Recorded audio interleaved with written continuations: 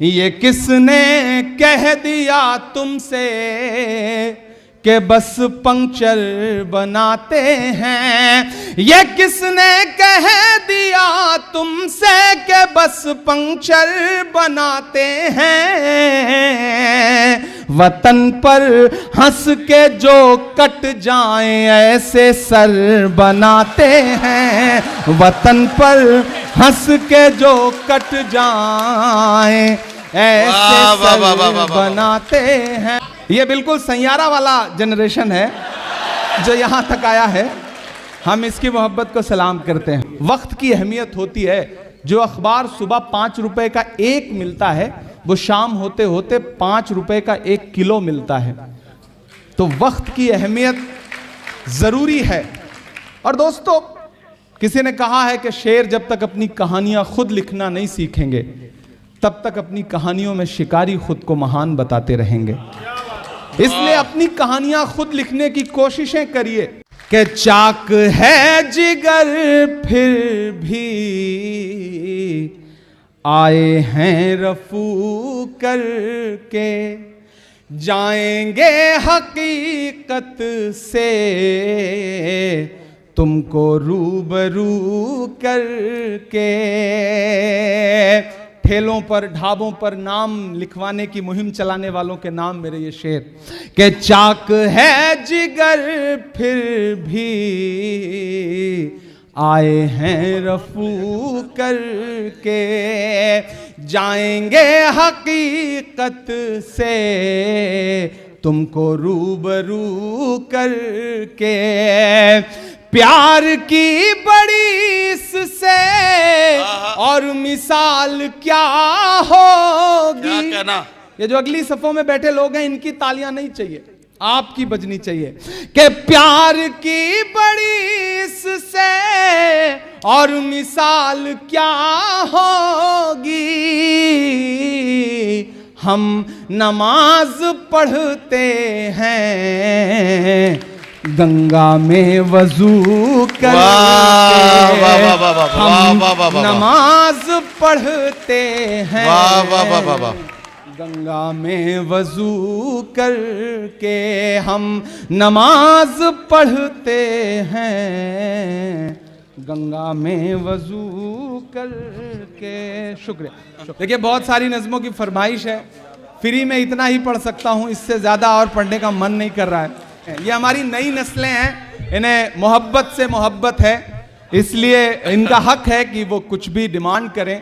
ये किसने कह दिया तुमसे कि बस पंक्चर बनाते हैं। एक आवाज उठ के आई।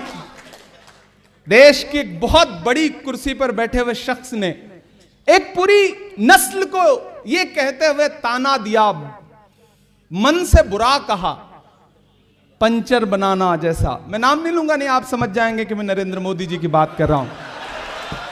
मैं शायर हूं पहले, बाद में सियासतदान हूं। मैं उन्हें और कुछ कहता, उससे अच्छा मुझे लगा कि मैं उनके नाम एक शेर कर दूं। कि ये किसने कह दिया तुमसे कि बस पंक्चर बनाते हैं। तमाम नाम आपकी आंखों में उभर आएंगे जब मैं अगला मिसरा पढ़ूंगा, और यहां से वहां तक कोई भी हाथ खामोश ना रहे। आपकी तालियों का शोर पहुंचना चाहिए वहां तक जहां तक मुझे पहुंचाना है। कि ये किसने कह दिया तुमसे कि बस पंक्चर बनाते हैं। ये किसने कह दिया तुमसे कि बस पंक्चर बनाते हैं। वतन पर हंस के जो कट जाएं ऐसे सर बनाते हैं। वतन पर हंस के जो कट जाएं ऐसे सर बनाते हैं। और जो मेरा छोटा भाई जिस शेर की फरमाइश कर रहा था, या जिस तरह के कलाम की फरमाइश कर रहा था, उसके नाम ये शेर कि गजल में हम भी कर सकते हैं हुस्नो इश्क की बातें। गजल में हम भी कर सकते हैं हुस्नो इश्क की बातें, गजल में हम भी कर सकते हैं हुस्नो इश्क की बातें, मगर हालात हमको मोम से पत्थर बनाते हैं, मगर हालात हमको मोम से पत्थर बनाते हैं। और एक शेर पढ़ता हूं, अगर आपको यह लगे कि आपका इमरान सियासतदानों की जमात में जाके बदला नहीं बल्कि आप जैसा ही है, जैसा आप सोचते थे वैसा ही है, तो मुझे उसी तरह की दुआएं भी चाहिए कि उन्हें बुलडोजरों के बाजुओं पर नाज है लेकिन, आहा वाह, उन्हें बुलडोजरों के बाजुओं पर नाज है लेकिन, उन्हें बुलडोजरों के बाजुओं पर नाज है लेकिन, हमारा फर्ज है हम बेघरों के घर बनाते हैं, हमारा फर्ज है हम बेघरों के घर बनाते हैं, हमारा फर्ज है हम बेघरों के घर बनाते हैं, उन्हें बुलडोजरों के बाजुओं पर नाज है लेकिन, क्या कहना। तो एक नारा है ना कि नफरत के बाजार में मोहब्बत की दुकान खोल रहा हूं, वह शेर में उभर आएगा। उन्हें बुलडोजरों के बाजुओं पर नाज है लेकिन, हमारा फर्ज है हम बेघरों के घर बनाते हैं। और एक शेर, शक्ति भाई गुजरात से आते हैं, शेर सुनिएगा कि अजब है कैनवस उनका, अजब उनकी कलाकारी, अजब है कैनवस उनका, अजब उनकी कलाकारी। इतनी दाद दीजिएगा कि शक्ति भाई जब फ्राइडे को पार्लियामेंट बंद हो और ये गुजरात जाएं तो लेकर जाएं इस शेर को कि अजब है कैनवस उनका, अजब उनकी कलाकारी। आप पहुंच जाएंगे, इशारे में कह रहा हूं। अजब है कैनवस उनका, अजब उनकी कलाकारी,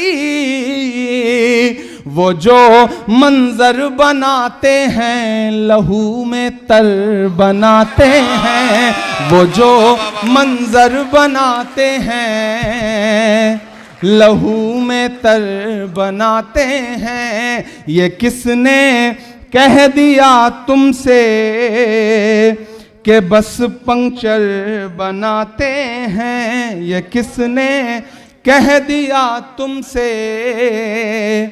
कि बस पंक्चर बनाते हैं।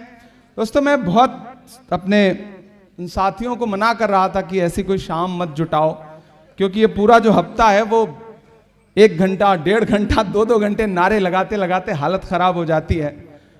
लेकिन इन साथियों का इसरार था, अहमद का, शमीम का, वाहिद कुरैशी का, महमूद का, बाकी जो साथी हैं हमारे, ख्वाजा बिलाल का, इन सारे लोगों का। और ये मौका भी ऐसा होता है कि जब वो पुराने दोस्त जिनके साथ गिल्ली डंडा भी खेला है और क्रिकेट भी खेला है वो भी आज आए हुए हैं, तो मैं कोशिश करता हूँ कि उनके सामने पिटाई भी की है अब्बू ने, तो वो सारे मंजर मुझे याद भी रहते हैं। तो जब मैं उनसे मिलता हूँ तो कोशिश करता हूँ कि उनसे मिलूँ, ताकि उनके सामने जब भी बैठूँ तो अपनी हैसियत का एहसास रहे कि हम कहाँ से निकले और कहाँ चल के आए हैं।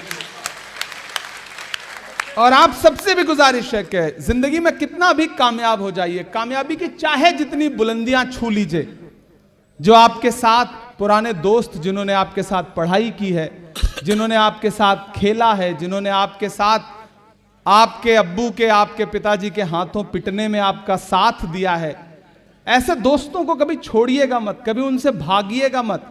और जो आप जिन माहौल से निकल के आए हैं, जहां से आए हैं, उस पर कभी शर्मिंदा मत होइएगा। मैं गांव से आया हूं तो मुझे फख्र होता है, मैं किसी भी मीडिया चैनल पे बैठूं तो मैं बड़े फख्र से उनसे बताता हूं कि मैं साइकिल से 12 किलोमीटर पढ़ने जाता था, बड़ी मुश्किलों से पैसे जुटते थे, बड़ी मुश्किलों से दोस्तों के साथ जिंदगी ने कितने खूबसूरत लम्हे देखे हैं। और तब एक वक्त था, अखिलेश भाई, मैं अक्सर आप सबसे ये बात कहता भी हूं, आप इस बात को खुद रिपीट करके सोचना कि जब जेब में पैसे नहीं होते थे तो किसी भी दुकान में जाने के बाद हर सामान अच्छा लगता था, हर सामान खरीद लेने का मन करता था। जब जेब पैसे से भर जाती है, मॉल में चले जाइए, पूरा मॉल घूम लीजिए, एक भी चीज पसंद आने में बड़ी मुश्किल होती है। तो कभी कभी लगता है कि पैसा आ जाने के बाद भी वो सब जो हमें खुश रखता था, जो हमें खुशियां मिलती थी, वो चीजें कहीं जो है वो बदल सी गई हैं। तो वो जो वक्त है उसकी अहमियत जरूर करिए। आज इस मशारे में मुबारकबाद लेने से ज्यादा जरूरी था कि मैं अपने उन शायर दोस्तों की महफिल में जाके फिर से बैठूं, ताकि अपने उन पुराने दिनों को याद करूं जो बड़े खूबसूरत थे, जो बड़े प्यारे थे।